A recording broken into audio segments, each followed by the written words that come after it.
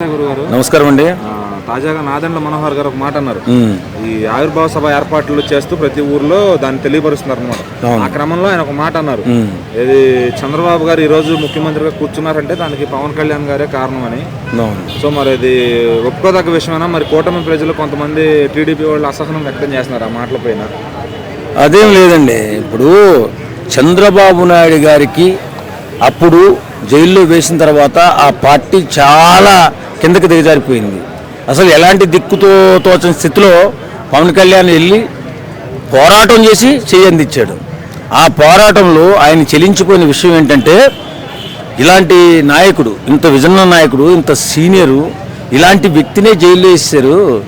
అక్కడ ఆ కేసు అనేది పెద్ద కేసు కాదండి, అది స్కిల్ డెవలప్మెంట్ కేసు. ఏంటంటే మాకు కూడా తెలుసు కాబట్టి స్కిల్ డెవలప్మెంట్లో ఎలాంటి అవకతవకలు జరగలేదని చాలామంది ప్రజలకు తెలుసు, ఆలోచించే ప్రజలకు అందరికీ కూడా తెలుసు.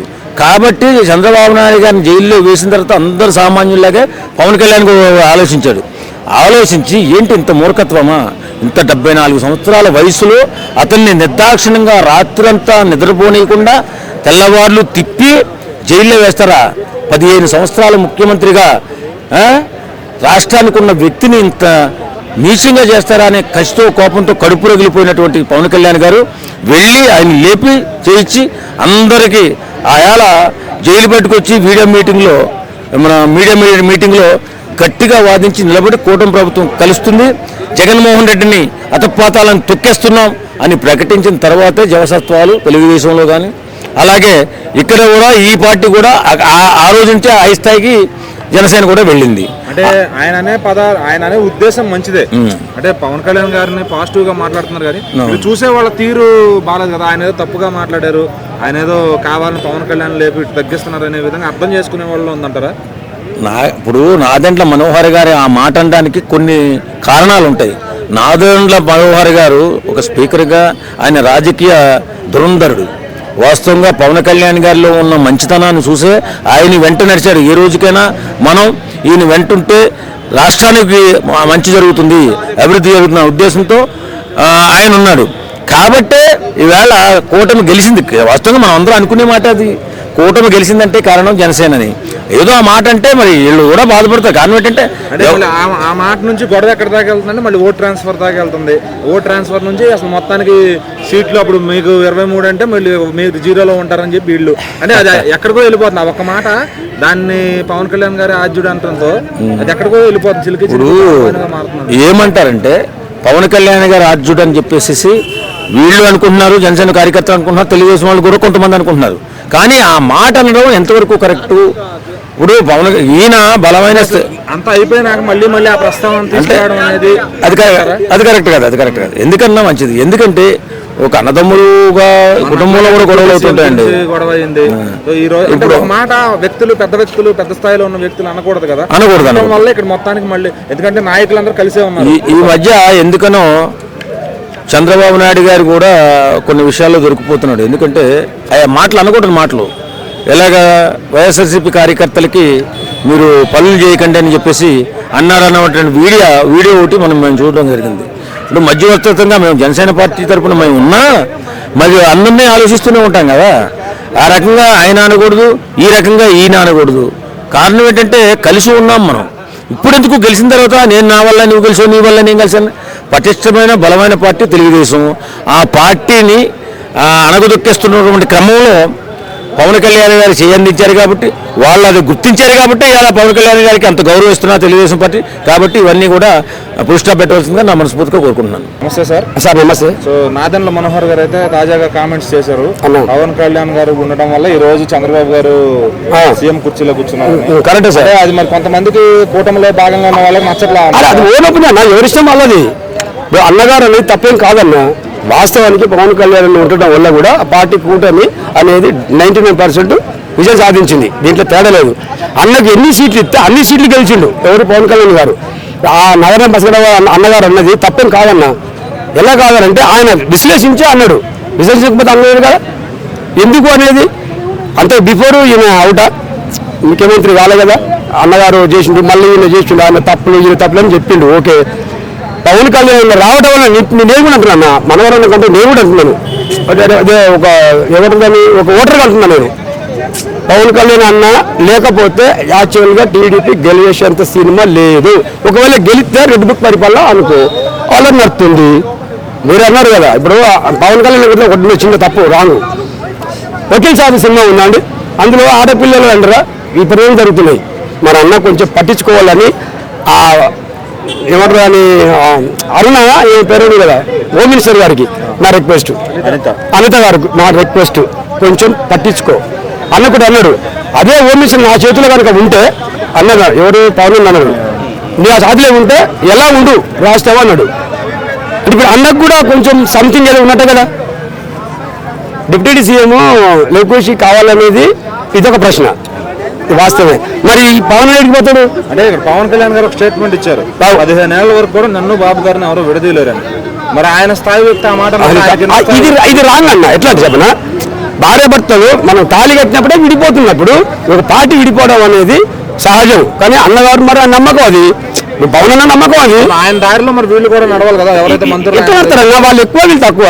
ఈయన 22 ఎంత అన్నగా ఇప్పుడు ఆయన సీట్లు వాళ్ళు ఎక్కువ. ఇప్పుడు ఆయన దారిలో ఈయన నడవాలంటే ఆయన నడవలేడు కదా. పవన్ అన్నది ఒక ఇజం, పవనిజం, ఆయన ఒక ఆధ్యాత్మిక శక్తి. ఆయన బాగున్నది. ఇప్పుడు ఆయన లేకపోతే నిజంగానే గెలిచిన అన్న నువ్వు కూడా ఆలోచించు. ఒక ఓటరు నువ్వు మోడిఫై చేయాలంటే ఆయన ఏదో ఒకటి చెప్పాలి, సంథింగ్ ఇలా ఉండాలి, మనం అలా ఉండాలి, అలా చేయాలి. మరి తిరుపతి లడ్డు ఉన్నది, అది అసలు యాక్చువల్గా రాంగ్. అది కాకపోతే అన్న ఎంటర్ కావడం నాకైతే నచ్చలేదు, అంతే. అది నా ఓన్ ఒపీనియన్, అది నా own opinion. End of the day ఇది నాదెండ్ల గారి ఒపీనియన్ అంటారు, అంతే కదా. అన్నగారు కరెక్టే, తప్పేం కాదు. నమస్తే అండి. తాజాగా నాదెండ్ల మనోహర్ గారు ఒక స్టేట్మెంట్ ఇచ్చారు.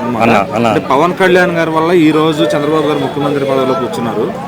అంటే ఆయనేమో పవన్ కళ్యాణ్ గారేమో చంద్రబాబు గారు నేను కలిసే ఉంటాం 15 ఏళ్ళు అన్నారు.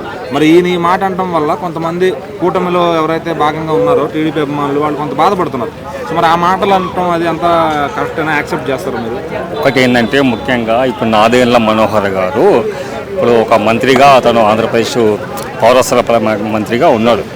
సో ఏంటంటే ఇప్పుడు పార్టీ ఆవిర్భావ దినోత్సవం ఉంది కాబట్టి సో తను ప్రచారంలో భాగంగా ఏదో సెంటెన్స్ తన నోటి ద్వారా దొల్లింది, తను అది వెనక్కి తీసుకుంటారు, అట్లేం లేదు. టీడీపీ కార్యకర్తలు కానీ నాయకులు కానీ ఇలాంటి బాధపడాల్సిన విషయం లేదు. ఈ విషయాన్ని జనసేన అధ్యక్షుడు పవన్ కళ్యాణ్ గారు సంజాయి చేస్తారు, తను చెప్తాడు నా ద్వారా పొరపాటు జరిగింది, ఏదో సెంటెన్స్ దొల్లింది అని చెప్తాడు. టీడీపీ నాయకులు కానీ భారతీయ జనతా పార్టీ నాయకులు కానీ కార్యకర్తలు ఎవరు కూడా మనసులో పెట్టుకోవద్దు. ఇలాంటివి ఇవి చిన్నవి జరుగుతుంటాయి. గతంలో కూడా జరిగింది కదా, నారా లోకేష్ని ముఖ్యమంత్రి ఉప ముఖ్యమంత్రి చేయాలని, అవి చిన్న అవుతూ ఉంటాయి. ఇప్పుడు అటు నుంచేమో వాళ్ళు గురించి వాళ్ళు గొడవ పెట్టుకున్నారు. అంటే మరి నాయకులకు ఉన్నంత యూనిటీ కింద అంటే ఇప్పుడు ఆ సబ్జెక్ట్ ఎలా అంటే ఇప్పుడు నాదెండ్ల మనోహర్ గారు అది మీడియా పరంగా చెప్పిండా లేకపోతే పబ్లిక్లో వెళ్తూ పర్సనల్ మీటింగ్లో చెప్పిండా, అవి కొన్ని ఉంటాయి అవి. సో దాన్ని బట్టి ఇప్పుడు పవన్ కళ్యాణ్ చెప్తారు తనకి నువ్వు అది చేయడం తప్పట్లా, నువ్వు సంజాయిషి ఇవ్వాలా అంటే తను చెప్తాడు మీడియా పరంగా కానీ కార్యకర్తల సమక్షంలో కానీ చెప్తాడు, అట్లా ఏం లేదు.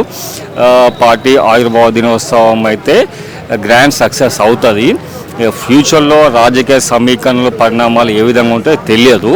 ఇప్పుడైతే ఉమ్మడిగా 3 పార్టీలు మంచిగా ఆంధ్రప్రదేశ్ డెవలప్మెంట్ కోసం కృషి చేస్తూనే చెయ్యాలి. ఈ చిన్న మధ్యలో వస్తూ ఉంటాయి పోతూ ఉంటాయి, కొద్ది మంది ఏంటంటే తట్టుకోలేరు, అవన్నీ జరుగుతుంది. నాదెండ్ల మనోహర్ గారు ఏదేమైనా సరే ఆ మాటను వెనక్కి తీసుకోవాలా, సంజాయిషి కూడా ఇవ్వాలా, 3 పార్టీలో కలిసి ఉండాలా, అభివృద్ధి చేసుకోవాలా. సో నాదెండ్ల మనోహర్ గారు అయితే ఒక మాట అన్నారు ఈ మధ్యన, చంద్రబాబు గారు ఈరోజు ముఖ్యమంత్రి పొజిషన్లో కూర్చున్నారంటే దానికి పవన్ కళ్యాణ్ గారే కారణం అని చెప్పి. అంటే అది కూటమి ప్రజల్లో ఉన్నంటే కొంతమంది టీడీపీ వాళ్ళని కొంచెం ఇబ్బంది పెడుతుంది ఆ మాట. సో మరి ఆ మాట ఆయన అనడం కరెక్టేనా లేదంటే ఏంటి సార్ పరిస్థితి? అంటే పవన్ కళ్యాణ్ అన్న ఉండడం వల్లనే కరెక్టే, కాకపోతే పవన్ కళ్యాణ్ అన్న ఉన్నాడు కాబట్టి ఈరోజు కూటమి ప్రభుత్వం గెలిచి ఇంత మెజార్టీ అందుకొని మోడీ గారితో బాగా క్లోజ్గా ఉండడం గిట్ట. సో పవన్ కళ్యాణ్ అన్న లేకపోతే పార్టీ గెలిచేది. సో పవన్ కళ్యాణ్ అంటే ఆయన చెప్పిన విధానం బాగానే ఉంది, కానీ యువత వాళ్ళు అర్థం చేసుకునే విధానం వేరేగా ఉంటుంది కదా. అంటే ఇప్పుడు ఫర్ సపోజ్ ఆయన ఆ మాట అనడం వల్ల అంటే ఎక్కడి నుంచి ఓట్ ట్రాన్స్ఫర్ దగ్గరికి వెళ్తుంది మొత్తం కూడా. మళ్ళీ ఓట్ ట్రాన్స్ఫర్ అయిన తర్వాత ఎవరికి ఎన్ని సీట్లు అనే దగ్గరికి వెళ్తుంది. తర్వాత మళ్ళీ ఓవరాల్గా చూసుకుంటే జనసేన సీట్లన్నీ టీడీపీ సీట్లన్నీ అక్కడ అంత లెవెల్కి వెళ్ళిపోతుంది గొడవ. అంటే ఆయన ఒక్క మాట మాట్లాడకుండా ఉంటే అసలు ఈ గొడవ జరగవు కదా. అంతకుముందు డిప్యూటీ సీఎం దగ్గర కూడా పదవుల దగ్గర కూడా గొడవలు జరిగింది. కరెక్టే, మరి అనకూడదు ఆయన ఆ మాట అనడం కరెక్టే, కానీ ఒక విధంగా వాళ్ళకే ఎఫెక్ట్ పడేగా ఉంది. ఆ పదం మంచిదే, కాకపోతే వాళ్ళకు గొడవలు పెట్టినట్లు అయిపోతుంది. ఇప్పుడు వాళ్ళు గొడవ పడుకున్నట్లు ఉంటుంది. సో ఆయన మాట పవన్ కళ్యాణ్ అన్న గురించి, కూటమి ప్రభుత్వం గురించి చెప్పాలంటే పవన్ కళ్యాణ్ అన్న ఉండడం వల్లనే ఈరోజు ప్రభుత్వం ఏర్పడింది. అంటే మళ్ళీ పవన్ కళ్యాణ్ గారు కూడా 15 ఏళ్ల వరకు నన్ను బాబు గారిని వేరు చేయలేదని ఆయన స్టేట్మెంట్ ఇచ్చారు. మరి ఈ కార్యకర్తలు అంటే ఎవరైతే పెద్ద నాయకులు ఉన్నారో వాళ్ళు ఎందుకు అర్థం చేసుకోలేకపోతున్నారు? ఇంకా ఆ కూటమి లేని ఫీలింగ్లోనే ఏదో పర్సనల్ పార్టీలోనే అన్నట్టుగా ఫీల్ అవుతున్నారు కదా. అది ఆపుకుంటే మంచిది అంటావా? ఒకటి ఏంటంటే ఇప్పుడు కూటమి ప్రభుత్వంతో గెలిచినా ఏదో ఒక పదవి ఇస్తే బాగుంటుందని ఆశపడతారు అందరూ. ఇంత సేవ చేసినాం పార్టీకి, ఇంత కష్టపడ్డాం, పార్టీని ఇంత ముందుకు తీసుకెళ్ళాం కదా, ఈరోజు నాకిట ఏ పదవి ఇవ్వలేదు కదా, నాకేదో పదవి ఇస్తే బాగుంటుంది కదా అని వాళ్ళు ఉన్నారు. కాకపోతే ఆల్రెడీ మినిస్టర్ కదా, ఇంకా ఆయనకి ఇంకా వేరే ఇప్పుడు ఆ పదవితోటే ఉండాలి ఎల్లకాలం నేను అదే పదవిలో ఉండాలి. నేను గిట్ట ఒక మెట్టు ఎక్కాలి కదా, నేను గిట్ట ఇంత కష్టపడినానే ఉంది. కాకపోతే ఆ విషయం చెప్పట్లేరు బయటికి. ఏంటంటే నాకు గిట్ట ఒక మంచి హోదా ఇస్తే బాగుంటుంది కదా, ఆ విషయం చెప్పట్లే, ఇట్లా మాట్లాడుతుండ్రు, వేరే విధంగా మాట్లాడుతుండ్రు. సో అది. నమస్తే సార్. నమస్కారం. ఇప్పుడు నాదెండ్ల మనోహర్ గారు ఉన్నారు కదా, ఆయన ఒక మాట అన్నారు రీసెంట్గా, అంటే మొన్నో ఏమన్నారంటే ఈరోజు చంద్రబాబు నాయుడు గారు ముఖ్యమంత్రి పదవిలో కూర్చున్నారు అంటే దానికి కారణం పవన్ కళ్యాణ్ గారు అని ఒక స్టేట్మెంట్ ఇచ్చారు. మన బలం మనకు ఉంది అని చెప్పే విధంగా మాట్లాడారు. అయితే ఆయన మాటలు కొంచెం కూటమిలో ఉన్న వాళ్ళందరికీ కూడా కొంచెం ఇబ్బందిగా అనిపించాయి. టీడీపీ వాళ్ళు అయితే ఇబ్బంది పడుతున్నారు అనుకుంటున్నారా? మరి అది యాక్సెప్ట్ చేస్తారు ఆయన మాటలు? ఖచ్చితంగా అది ఇబ్బంది పడాల్సిన విషయమేనండి ఇది. కాకపోతే అందులో వాస్తవం కూడా ఉంది. మనం జాగ్రత్తగా విశ్లేషణ చేసినట్లయితే మన ప్రత్యేక ఆంధ్రప్రదేశ్ రాష్ట్రం ఏర్పడినప్పుడు ఆంధ్రప్రదేశ్ పరిస్థితి ఏమంత బాగాలేదు. అప్పుడు ప్రత్యేక హోదా ఇస్తామని చెప్తేనే ఆంధ్రప్రదేశ్ రాష్ట్రం ఏర్పడడానికి అందరూ ఒప్పుకున్నారు.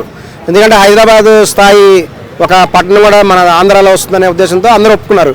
కానీ కేంద్ర ప్రభుత్వం వాళ్ళు ఈవెన్ మన్మోహన్ సింగ్ గారే ప్రామిస్ చేసి కూడా మారతపడడం జరిగింది, ప్రత్యేక హోదా ఇవ్వలేదు. తద్వారా ఈ యొక్క చంద్రబాబు నాయుడు గారు మొదట అధికారంలోకి వచ్చి ఎంతో అనుభవజ్ఞులు కాబట్టి హైదరాబాద్ లాగా డెవలప్మెంట్ చేస్తారనుకున్నారు. కానీ కూడా ఎటువంటి ప్రత్యేక హోదా ఇవ్వలేదు, దానికి సరిపడా ఫండ్స్ ఇస్తూ ఉన్నారు, కానీ అవి కూడా ఇవ్వలేదు. తీవ్రమైనటువంటి ఆర్థికపరమైన ఇబ్బందులు వెళ్ళిపోయింది రాష్ట్రము. మరి చంద్రబాబు నాయుడు అంటే ఎంతో అనుభవజ్ఞులు కూడా ఎంతో ప్రయత్నం చేసినప్పటికీ కూడా సాధ్యపడలేదు. ఈ యొక్క ఫండ్ రాబోవడం వల్ల అవ్వలేదు. ఇక చివరికి అప్పుడు ఆయన మీద వ్యతిరేకత జగన్ గారు వచ్చారు. వైఎస్ఆర్ పార్టీ అధికారం వచ్చిన తర్వాత ఆయన రకరకాల పథకాలు పెట్టేసి ఫండ్స్ అన్నీ కూడా తను అందరికి పంచడం జరిగింది. ఆ విధంగా కూడా తను పరిపాలన చేశాడు. జాగ్రత్తగా గమనిస్తే ఆయనకు దాదాపు 40% ఓటు బ్యాంక్ ఉంది. ఇంకా కూడా వాళ్ళ పార్టీ వాళ్ళ కొంతమంది జగన్ అయిపోయింది, జగన్ చేస్తారు, అదేం లేదు. సో ఓట్ బ్యాంక్ ఉన్నా కూడా గెలవనప్పుడు అది ఉపయోగం గెలవని పరిస్థితి అయింది. ఇక్కడ ఏంటంటే అందరూ ఒక బలంగా యూనిటీగా కలిసారు వీళ్ళు. అయితే పవన్ కళ్యాణ్ గారు ఏమన్నారు, 15 ఏళ్ళైనా మేము కలిసే ఉంటాం అన్నారు. మరి ఆయన తర్వాత స్థాయి వ్యక్తులు ఆ మాట అంటాం కరెక్టా? అంటే ఆయనే కారణం కదా ఈయన కూర్చోడానికి అని చెప్పి ఎక్కడ దాకా దారి తీస్తుందంటే విడిపోయే దాకా ట్రాన్స్ఫర్ అంటున్నారు, దాకా వెళ్తుంది, గొడవలు అయిపోతాయి. అది కాదు, వాస్తవంగా అలా అనడం కూడా కరెక్ట్ కాదు వాళ్ళు. ఎందుకంటే ఇక్కడ జాగ్రత్తగా గమనించాల్సిన విషయం ఏంటంటే వైఎస్ఆర్ కాంగ్రెస్ జగన్ పార్టీ వాళ్ళకి 40% ఓటు బ్యాంక్ ఉంది ఇప్పటికి కూడా. మనం విడిగా కనుక చూసినట్లయితే పవన్ కళ్యాణ్ కనుక పోటీ చేస్తే ఒక్కచోట కూడా గెలవడు, అది వాస్తవం. మనం హైదరాబాద్లో తెలంగాణ రాష్ట్రంలో చూసాం, మన పవన్ కళ్యాణ్ గారి పార్టీ ఒక్కటి కూడా గెలవాల ఇక్కడ. అదేవిధంగా ఆంధ్రాలో కూడా అంతే.